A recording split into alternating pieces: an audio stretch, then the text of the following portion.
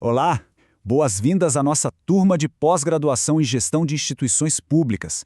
É muito bom ter a presença de todos para mais essa etapa da nossa disciplina de comportamento humano nas organizações. Essa é a nossa videoaula da lição 4, parte 1, e o tema de hoje é Como eu funciono por dentro. Se até aqui a gente focou bastante em entender quem somos no ambiente de trabalho e como a gente convive em grupo, chegou aquele momento exato de virar a lente para dentro. E vamos ser sinceros, em ambientes de alta complexidade de risco altíssimo, como é o caso da segurança pública, entender o próprio funcionamento mental não é de forma alguma um luxo filosófico, sabe? É na verdade uma ferramenta de sobrevivência e de gestão pura e simples. Então, vamos juntos investigar como a nossa mente realmente processa as informações, como ela sente e como ela decide. Nossa jornada nesta lição se divide basicamente em 3 grandes eixos: emoção, percepção e motivação. E para que o nosso bate-papo aqui seja bem focado e eficiente, esta primeira parte vai mergulhar exclusivamente nas engrenagens internas da emoção e da percepção, certo? O tema da motivação a gente guarda para nossa próxima etapa. Eixo 1. Emoções e decisões. A mente sob tensão. Imagina a seguinte cena, bem realista no nosso cotidiano. Um momento de tensão máxima no pátio de um quartel da Polícia Militar. É aquela fração de segundo em que uma avaliação precisa ser feita, uma ordem precisa ser dada e o risco de dar tudo errado é gigante. Será que, nesse momento, a decisão é puramente técnica, fria e calculada? Ou será que tem algo bem mais profundo tomando as rédeas? Pois é, por muitas décadas, as organizações tentaram cultivar a figura do que a gente chama de homo econômicos. Sabe aquela ideia daquele profissional frio, uma máquina calculista que não se abala com nada e jamais mistura a emoção com o trabalho? Na segurança pública, tentar sustentar esse mito é, na verdade, extremamente perigoso. O profissional que é maduro e lucidamente emocional não age como um robô. Ele toma decisões integrando, sim, as regras, a razão, a experiência e a própria emoção, só que de forma regulada. E olha que interessante, a ciência respalda totalmente essa visão de um profissional integrado. A gente tem 3 pilares teóricos fundamentais que desconstroem de vez essa ideia de uma racionalidade pura e intocável. Primeiro, Daniel Goleman nos mostra, por meio da famosa inteligência emocional, que liderar bem exige reconhecer e regular as emoções, e não tentar esconder ou suprimir. Depois, o Daniel Kahneman comprova que a nossa mente adora usar atalhos rápidos, as chamadas heurísticas, e muitas vezes a gente comete erros de julgamento sem nem perceber. E para fechar, o Antônio Damasio demonstra lá na neurologia que a emoção participa ativamente da própria construção da decisão. Ou seja, a gestão pública real e madura é aquela que reconhece esses atalhos mentais e usa a emoção como uma informação super valiosa para o cenário e nunca como um comando cego. Vamos trazer isso ainda mais para o nosso dia a dia operacional. Para a gente ter essa lucidez emocional, o primeiro passo é dominar o vocabulário do nosso próprio mundo interno. Existe uma diferença enorme entre 3 conceitos cruciais aqui. O afeto, por exemplo, é aquele clima geral de uma equipe. Pensa num plantão inteiro que transcorre sobre uma atmosfera pesada de tensão ou então num clima de muita camaradagem. Isso é o afeto. Já a emoção é um pico, é aquela resposta imediata do corpo a um gatilho. Pode ser o susto repentino num chamado de emergência ou uma raiva fulminante. E o sentimento? Bom, o sentimento é a camada do significado. É quando a sua mente processa o que acabou de acontecer e conclui: nossa, fiquei frustrado, ou me senti desrespeitado. É exatamente nesse terreno, misturando afetos e emoções, que nascem as nossas respostas automáticas. E calma, elas não são vilãs, tá? Muito pelo contrário. Imagina um bombeiro experiente que, ao entrar no local, percebe instintivamente o risco iminente de um colapso estrutural. Ou então, pensa num perito criminal da Politec que bate o olho numa cena de crime e um pequeno detalhe já desperta a atenção dele antes mesmo do raciocínio lógico terminar de se formar. Isso é experiência traduzida numa intuição rápida e automática. O grande problema gerencial só aparece quando esse piloto automático substitui totalmente a nossa reflexão.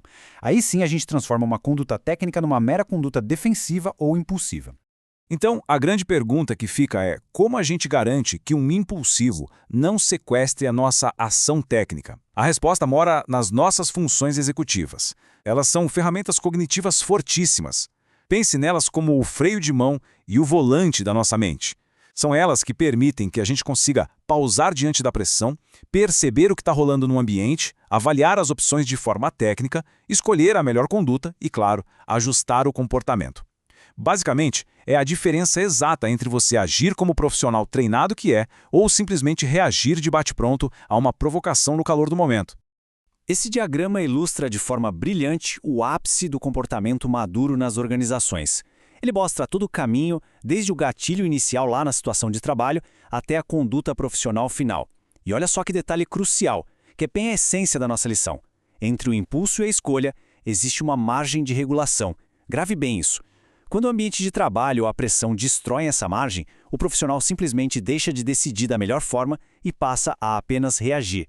O grande papel de uma boa liderança é justamente preservar, a todo custo, essa margem de regulação dentro da sua equipe. Eixo 2. A mente sob pressão. Funcionamento mental.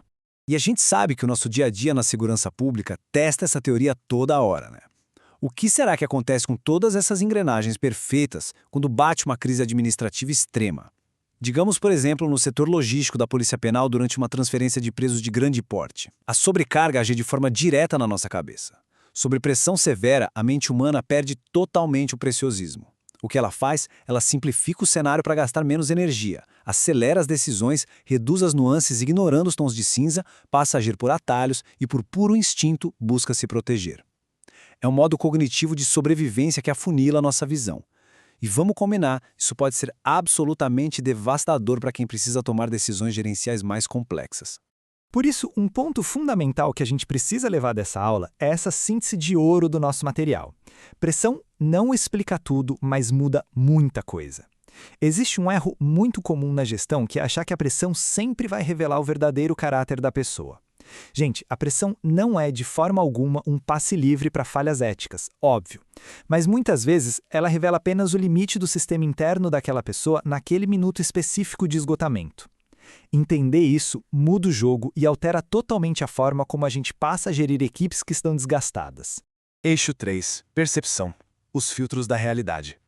Passando para nossa percepção, a forma como a gente enxerga os fatos operacionais nunca, mas nunca mesmo, é uma fotografia isenta ou neutra da realidade. Nossa percepção é sempre uma construção altamente filtrada. A chamada teoria da atribuição explica direitinho como a gente tenta interpretar os motivos das atitudes dos outros. Imagina a seguinte cena numa sala de uma delegacia de polícia civil. 2 agentes observam um colega que ficou em total silêncio durante uma reunião super tensa. Um agente pode interpretar esse silêncio como, nossa, ele está refletindo de forma madura. Já o outro pode olhar e pensar, que cara desinteressado. O grande risco que os estudos apontam aqui é o chamado erro fundamental de atribuição. É a nossa tendência perigosa de culpar a personalidade do indivíduo por um problema, ignorando quase por completo o contexto do sistema e da organização que gerou aquela atitude nele.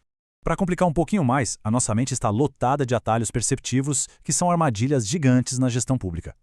Imagina só uma chefia lá no ML que, em um belo dia, resolve rotular um servidor como problemático ou difícil. A partir daquele exato momento, graças à percepção seletiva e à estereotipagem, essa chefia passa a enxergar apenas as atitudes que confirmam esse rótulo que ela mesma criou. E o pior, ela passa a ignorar solenemente todas as vezes em que esse mesmo servidor faz um trabalho excelente. O rótulo simplesmente segue a gestão para a realidade objetiva. É um perigo. E para fechar, o tópico 4. Eventos afetivos. O impacto das pequenas ocorrências.